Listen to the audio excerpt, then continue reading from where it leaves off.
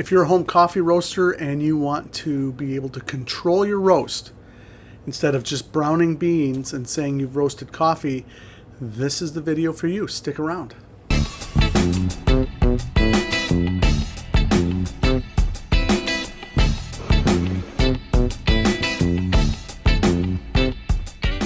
All right, welcome to the Virtual Coffee Lab. Thank you for joining me today.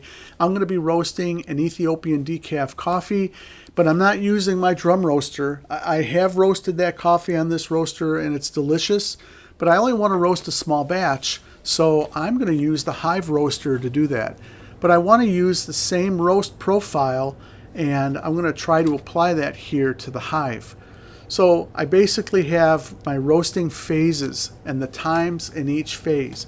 And if you look at this graph I put up on the screen, you'll see that the dry phase is 46%, the browning phase is 36%, 35%, and the development phase is 18%.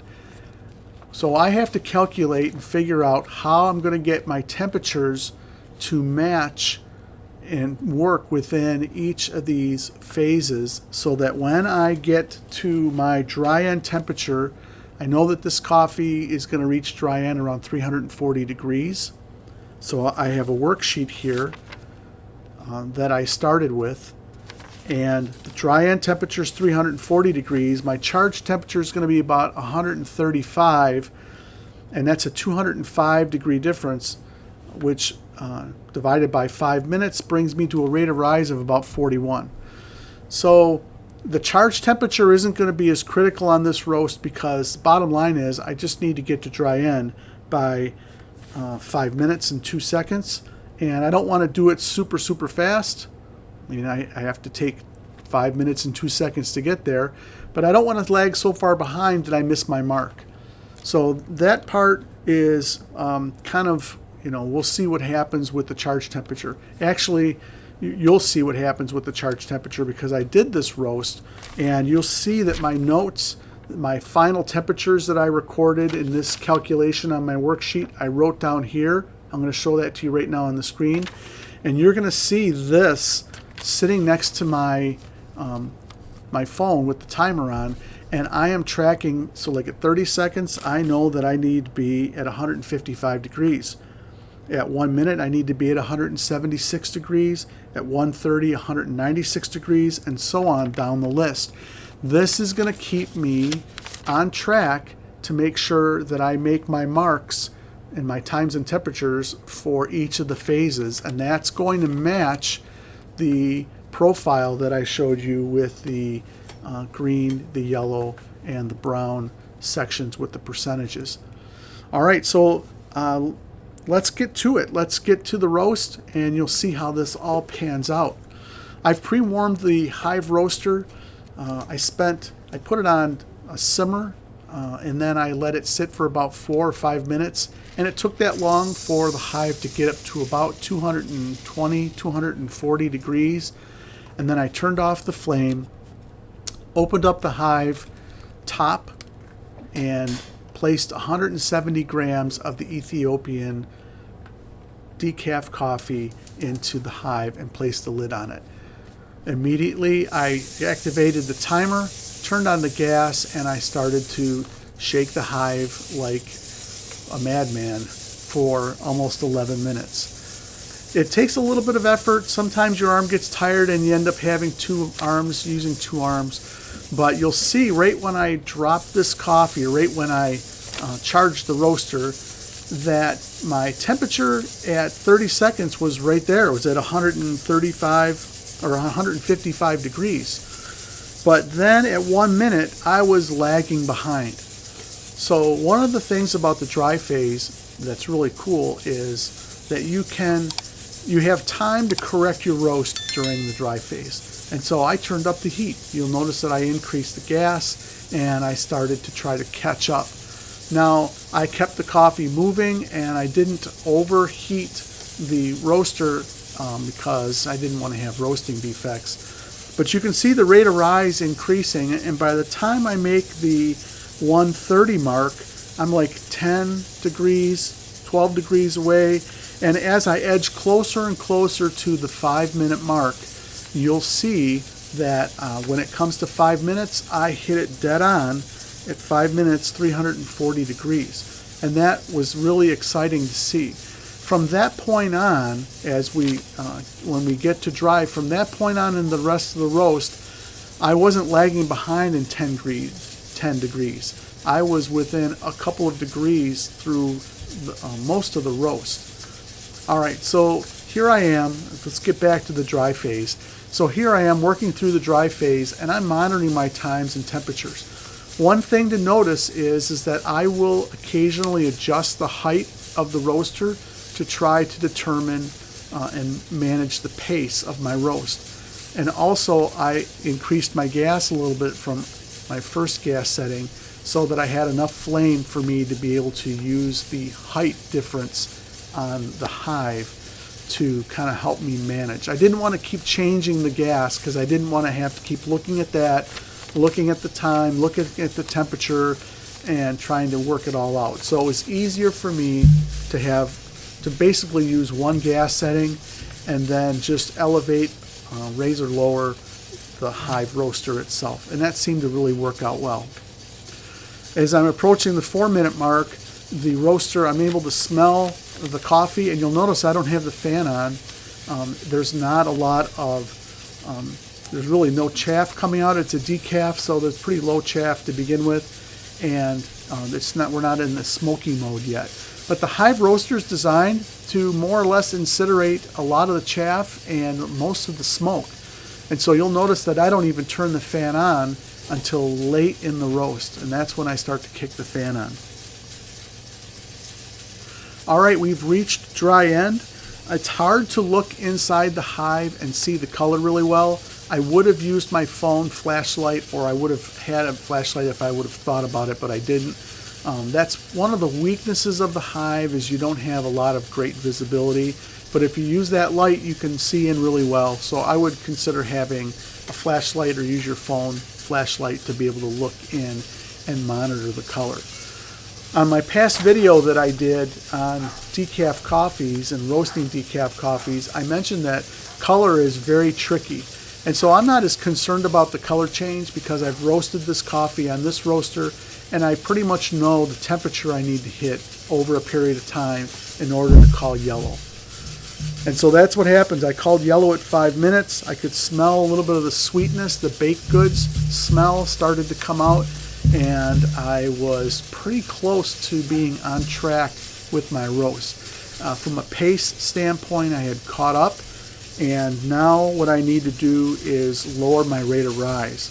Now, the rate of rise in the 3 different phases, traditionally the rise in temperature during the dry phase is the greatest.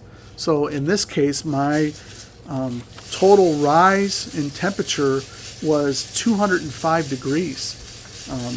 And that was a rate of rise of about 41 degrees a minute, or 20 and a half degrees for 30 seconds. If you look at my worksheet that I have here, I actually have it displayed here on the final times and temperatures. I broke it down into phases, and you'll see that I have the 30-second rate of rise rate. So it was 20 and a half degrees per 30 seconds during the dry phase. When we get to the browning phase, we're slowing down the roast, and we should do that regardless of the roaster that we're using. We want to slow the roast down so that the temperatures don't increase as quickly, and that we can kind of extend this time during the browning phase, where we have caramelization, we have flavor development through all of these reactions that take place. Some people may know these reactions as Maillard reactions, and it's just a wonderful thing, and we don't want to rush this. So we're going to spend 3 minutes and 48 seconds in the browning phase. And we are going to do that because we lower our rate of rise to 12 degrees a minute. And that is 6 degrees for 30 seconds. And you can see that again on the temperature reading chart that I display.